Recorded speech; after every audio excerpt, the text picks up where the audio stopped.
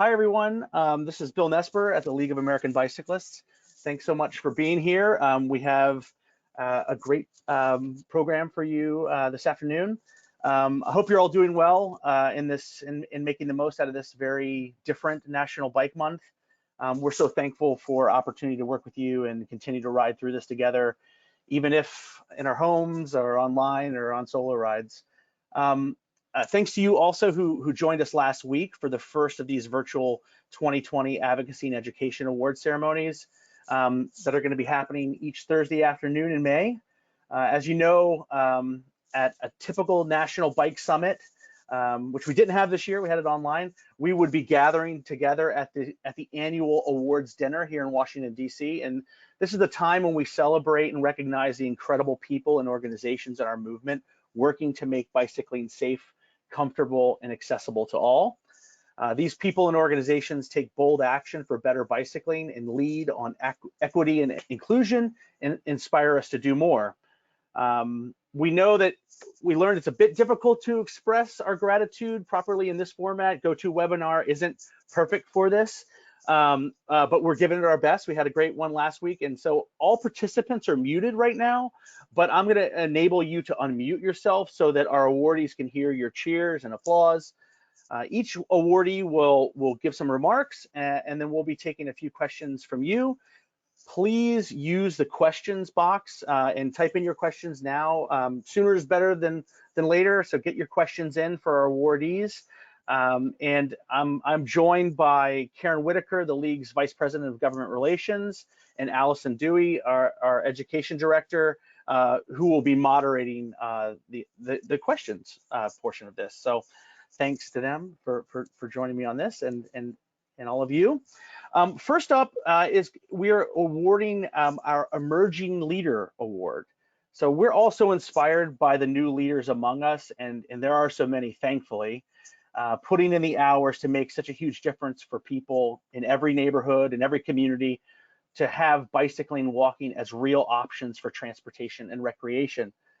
This honors someone who is new to the bicycling movement and has demonstrated exceptional, inspiring bicycling advocacy. Nominees have shown leadership in their short tenure and show great potential to continue leading in the bicycling movement.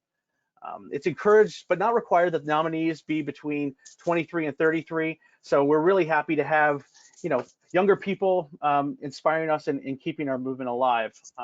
Our 2020 Emerging Leader Award goes to Michael Kelly.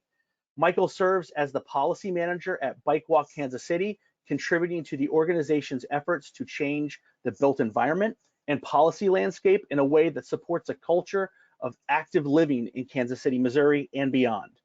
Such efforts include supporting the successful campaign for a complete streets ordinance in Kansas City, as well as his work with statewide coalitions for active transportation in Kansas and Missouri. He also assists with communication and community outreach for Bike Walk KC, working to bring attention to issues of vulnerable road users face across the metro, informing people of ways to make their voices heard on issues related to multimodal transportation. So everyone, please join me in showing your appreciation for Michael. We look forward to hearing your remarks. Michael? You guys can't see wait a second. Hold on a second. Oh. Actually, I messed up, Michael.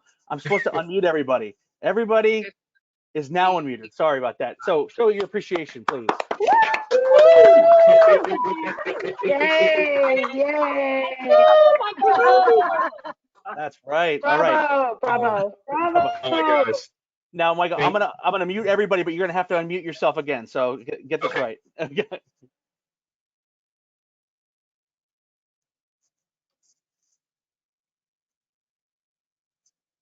Stop. Can you guys hear me? Now we can. Okay. So first off, I want to say thank you so much to the League of American Bicyclists, Bill and Karen. I really appreciate this honor. This means a whole lot to me. All of my coworkers at Bike Walk KC, thank you guys so much for the support and the shout outs and the praise.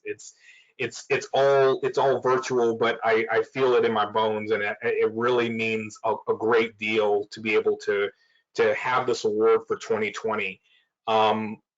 It really is funny being called the emerging leader, because if you had told me even just a couple of years ago, Michael, you're going to be working in multimodal advocacy, I would have said, what?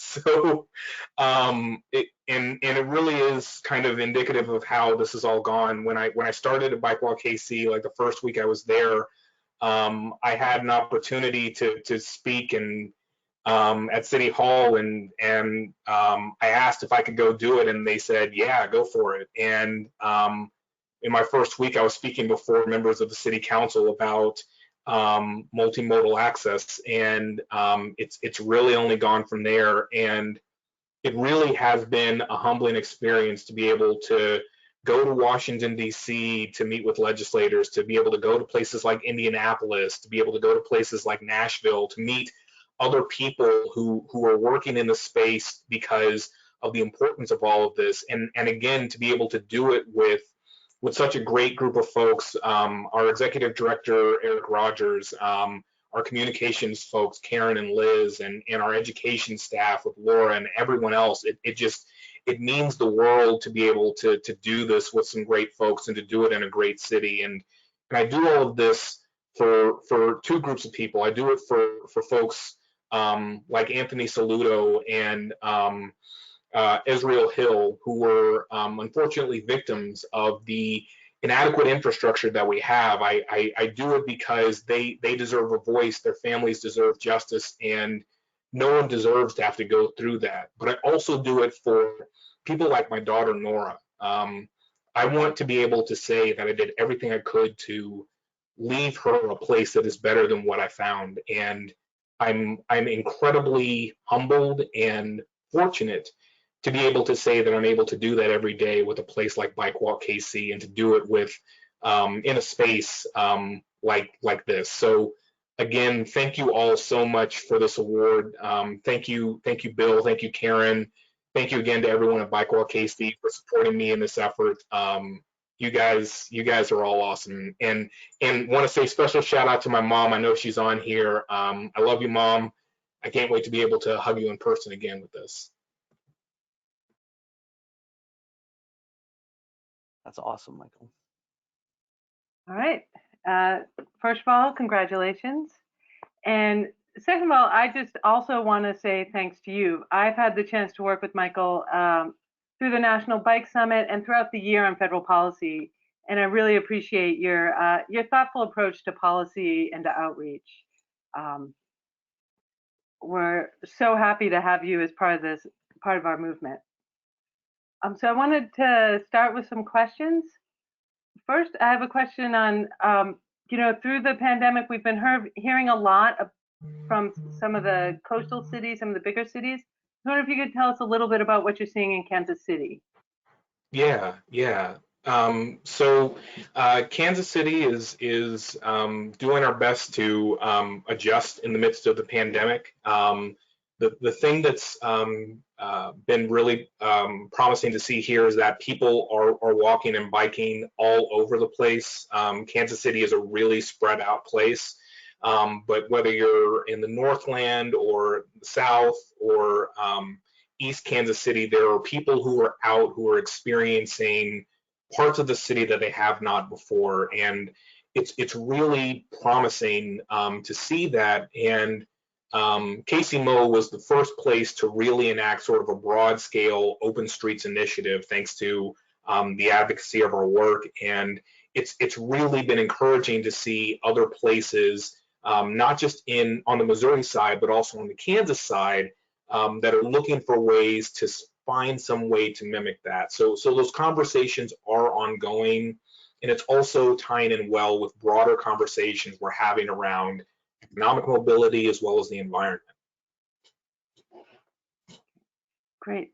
So, and you have that interesting role about working in two different states at the same time. Yeah. How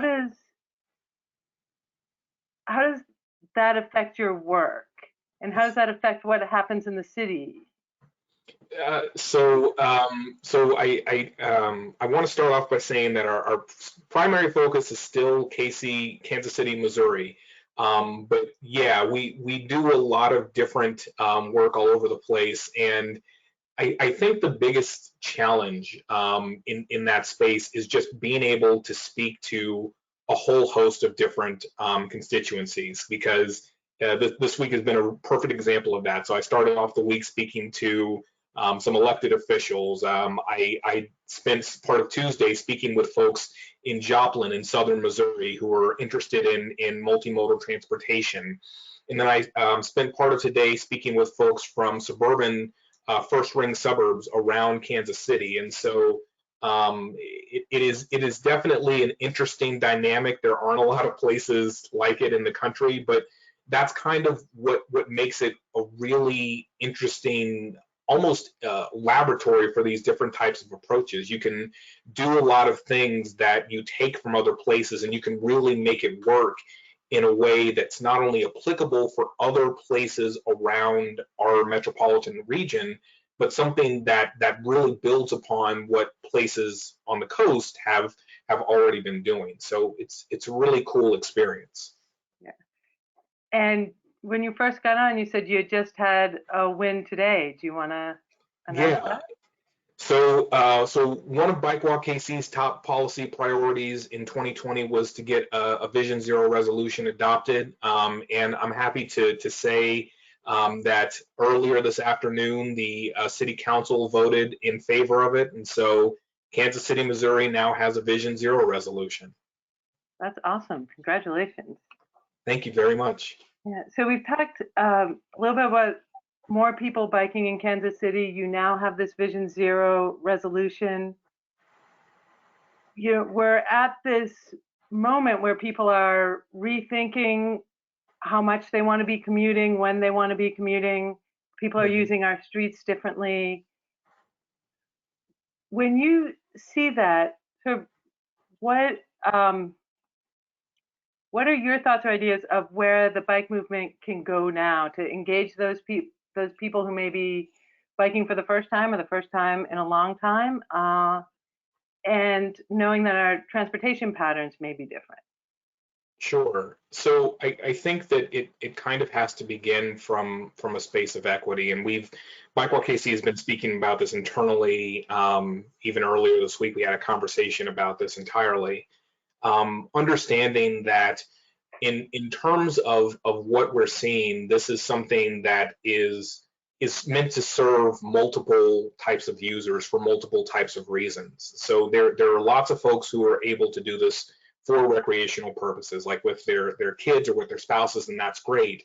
But there's also that part of the population that needs not only bike access, but bike infrastructure to be able to access elements for a good quality of life, or to be able to get to work. Frontline workers who are working in our hospitals, as well as local businesses trying to stay afloat, all need bikes as a form of transportation. And so I think that the conversation that we're starting to have is really beginning to say, there are a lot of applications here, and I think that that's really the message that we want people to take from this, is that it was never about the middle-aged guys in spandex. It was really about a whole group of people who look and feel a whole host of different ways, but still need this one sort of unifying factor, which is good infrastructure, so they can feel safe, regardless of whether they're riding for groceries or for school or just to get some exercise. Great. And given your recent success, and just we know that Bike Walk Kansas City has been very successful and made a lot of difference in your community. Can you share some insights on what makes Bike Walk Kansas City successful, and what other local advocacy organizations can learn from you and apply to their own organizations? I'll say first off that it begins with people. I'm really fortunate to work with some really awesome folks. Like I said earlier, everyone that we have in our office comes and gives 110% every day, and so being able to just have that that cohesion. We're a really tight unit, and we work well together, and that makes us very effective. I think additionally, what's been really helpful and effective for us is we have a lot of good partners, and we have a really diverse set of partners in a whole host of places. I've been doing outreach to try to check in with folks, and that's included neighborhood associations. It's included the local tenant advocacy organization. It's included our Health Forward Foundation, which covers a whole host of issues all across the metro. So that's kind of one other thing. And I think something else that's really been helpful for us is being able to take those examples from other places and be able to apply them in a way that makes sense for a place that isn't on a coast or doesn't have 10 million people that they're trying to serve. We're really good at being able to tell a story and tell it in a way that connects policies to individual people. And so as much as we can, data is a big part of our advocacy and our work, but it's made all the more effective when we're able to say that translates to John being able to get to work. It translates to someone who was injured not having to worry about being struck by a driver. And that really is what resonates with the elected officials we need to make these sometimes tough decisions. And one more serious question and then a short one. Okay. And that's, what advice do you have for young people who want to take their advocacy to the next level? I think the biggest thing to do is to listen and to study. Like I said, when I came into this, I had very little understanding, very little background on active transportation specifically, and so a lot of what I spent like the first month or so doing was just reading anything that was handed to me or anything that I thought might be valuable. And so having that understanding, that sort of basic element, really allows you to be able to not only understand the lingo, but it gets you to begin to think about, how can I make this relevant? How can I make this something that's more easily digestible for someone who doesn't work in this 8 hours a day? And so I think that's kind of the biggest thing, is understanding something enough that you can translate it in a way that people who work in other spaces can understand, appreciate, and then become advocates for themselves. Advocacy is a team sport, and so I'm grateful for this award, but I also understand that I'm not able to say or do any of this by myself. I have a team internally and a team of partners that I work with that enable me to be successful. Yeah, and I think those ideas of listening and learning also help in building those partnerships. Mm-hmm. So we also got a question from Alex Rottenberry. Oh, yeah. He said, true or false, the current Super Bowl champion Chiefs are in Kansas? I don't know what I'm getting into, so I wanted to identify him on that one. Yes, so that is false. The Super Bowl Chiefs are in Missouri. So, but yeah. So, and I would love to see Patrick Mahomes on one of our bike share bikes. That would be awesome. So. Sounds great. Mm-hmm. All right. Well, congratulations again, and thanks for all of your work. With that, I'll turn it back to you, Bill. Thanks so much. And yeah, big thanks again, Michael. You said it, strong organization, any strong organization or any team really starts with great people, the Chiefs or otherwise. So I know the people of your region are really thankful for you, and I'm speaking for all of us that we're really thankful that you're on our national team as well and continue to do your good work. So thanks so much.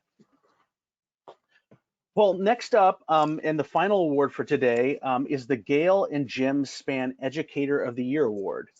Bicycling education is essential to help remove barriers to bicycling and to empower people with the skills and confidence to ride more. We're so thankful for all of our league cycling instructors who are improving lives and communities through bicycling education. Named in recognition of Gail and Jim Span's generous contribution to the League Smart Cycling Education Program, this award honors a person who has worked to elevate bicycling education in their state or community. Awardees are league cycling instructors that exemplify the Smart Cycling Program's dedication to teaching bicycle safety to people of all ages and abilities, improving their bike skills.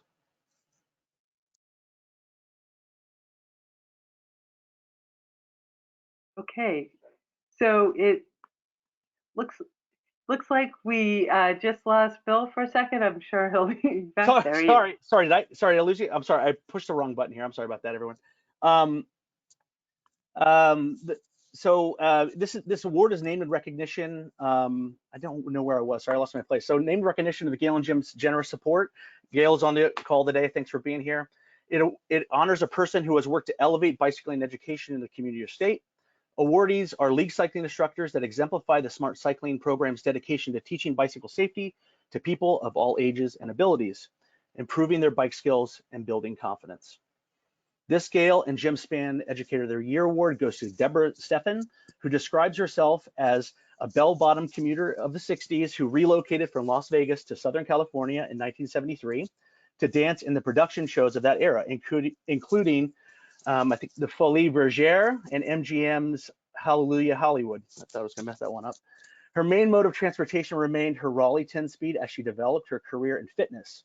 In recent years, she's seen how much bicycling can transform the lifestyle of her guests at the Live-In Weight Loss Retreat with single-speed cruisers, industrial trikes, and hardtail mountain bikes, proving to be the most valuable training equipment for guests of all ages, sizes, and abilities. A fun fact about Deborah is that in 1981, she broke the Guinness World Record for her 10-hour jump rope fundraiser for muscular dystrophy. Everyone, please join me in showing your appreciation for Deborah Stefan. We look forward to hearing your remarks. Yay!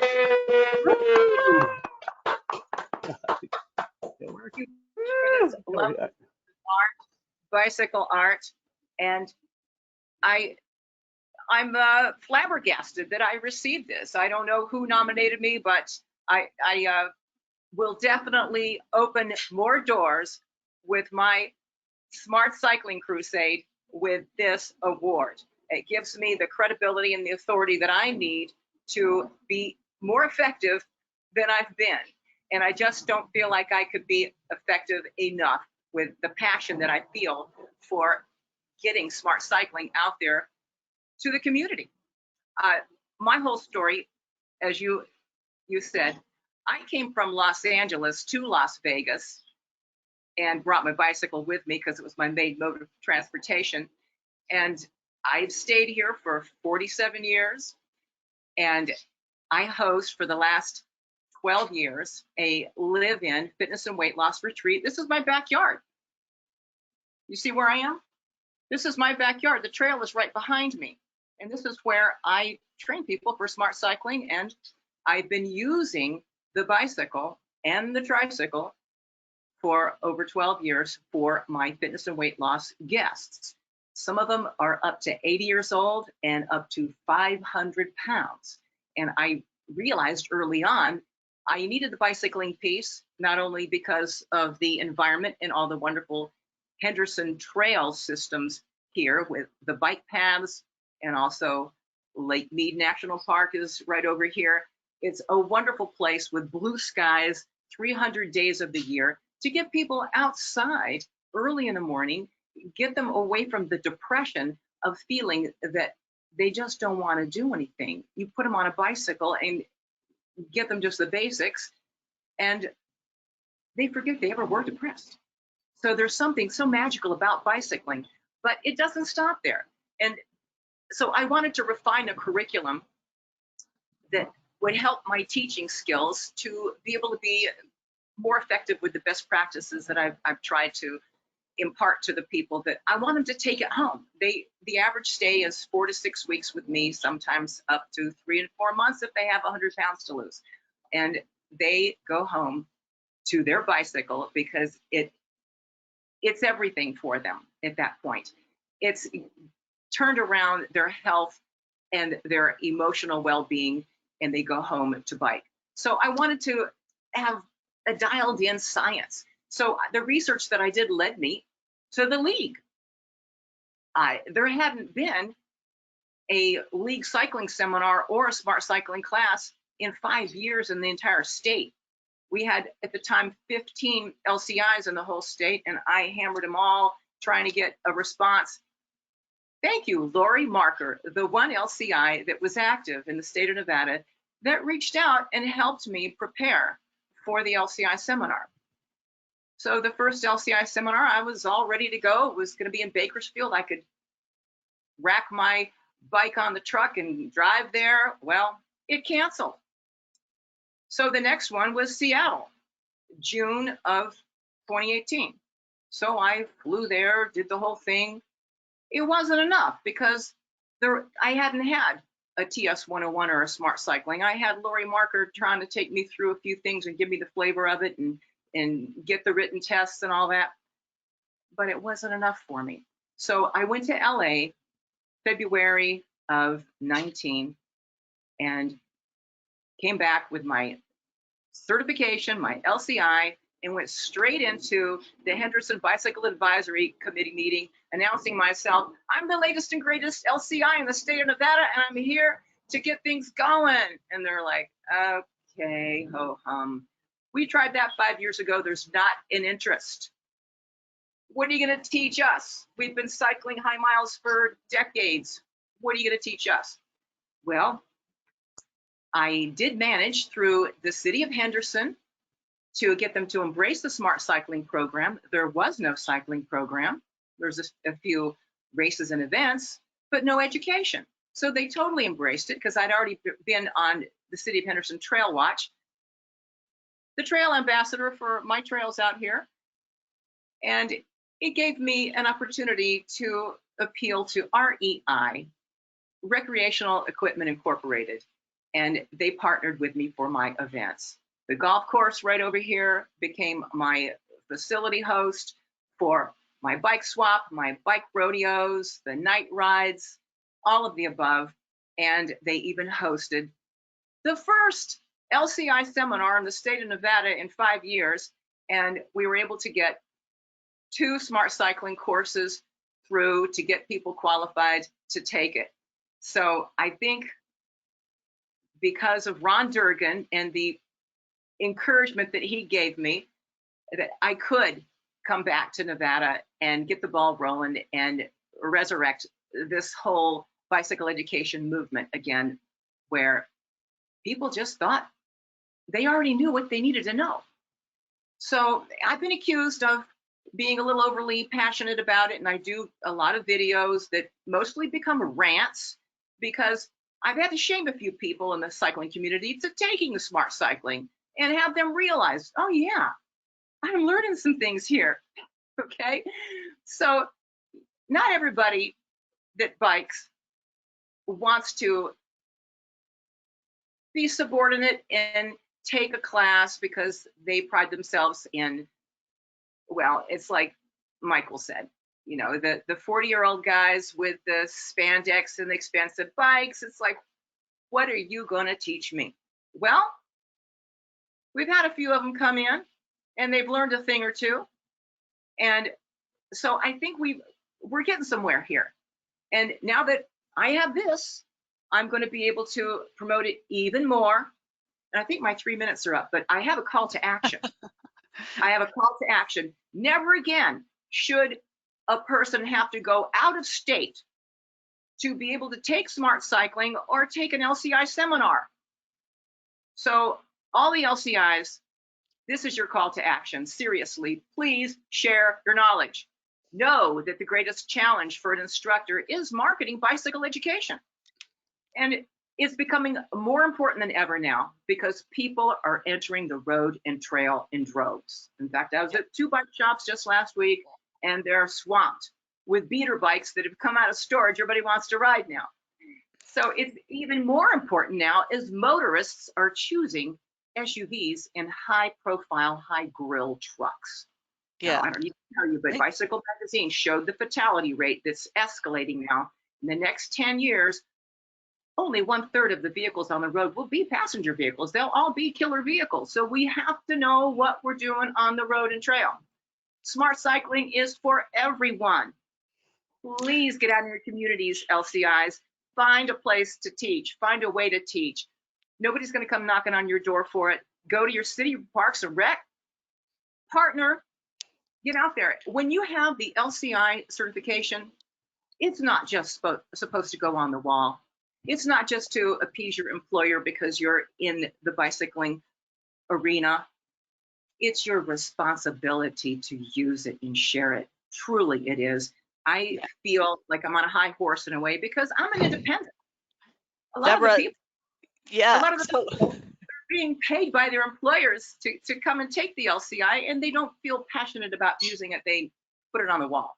yeah. That's the call to action. I'll cut it off right Thank there. you. No, this is, Deborah, you have Share it. such great messages, and this is my way of sidling up to you at the podium as if we were at the actual award ceremony and saying we have a lot of questions, and I love all of your messages, but I really hope to get to all of the questions. So, Okay. and I want to commend you on your award. I agree with all that you said regarding the call to action for LCIs, having a seminar where people who are interested in becoming an LCI do not have to travel out of state. That is great.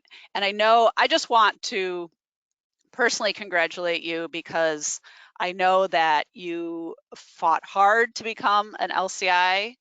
It wasn't the easiest path, but I am so very pleased to see you receive this award because I think you are very deserving. You've only been an LCI for a couple years, and you right off the bat, it was like you were shot out of a cannon, and probably more so to me because that was my first introduction to you. And I'm sure you've been like that all your, maybe a lot of your adult life. I don't know, but you have certainly taken the horse by the reins and just really spread such joy and knowledge with the Smart Cycling program. So a huge thank you for you, and congratulations on this award. We do have some questions, so are you willing to take some questions? I would love to. Thank you. Okay, great. So, and I'm getting a little bit of feedback. I don't know. Maybe that's just me. Okay, so the first question has to do with your YouTube videos that you've created to share bike skills with a broad audience in a modern and online way. And you did these a few months ago. And I think, do you have two audios on, Deborah? It might be, I'm getting some feedback. Okay, maybe it's just me. But given our current pandemic, do you have tips for other LCIs or bike educators on how to share knowledge from a distance? You know, you're a little underwater there. You mentioned the videos, and then you asked if I had advice for other LCIs in regard to. I'm sorry, it was a little jumbled. I didn't understand that. Yeah, I'm getting jumbled too, so.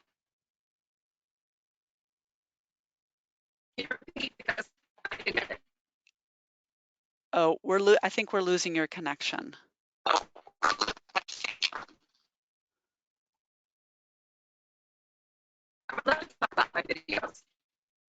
Yeah, maybe turn off your video and see if we can get the audio better.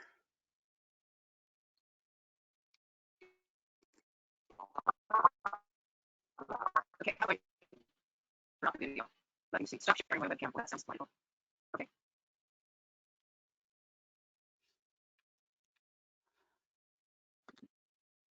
Now, can you still hear me? Okay, it's a little bit better. Okay. All right. So do you still have my audio? I can hear your audio. Oh, I see your video again. It might be easiest to turn your webcam off so we just have your audio. I can turn it off. Yeah, on again. Okay, it's off. Okay. Now let's go ahead, see if we can hear you.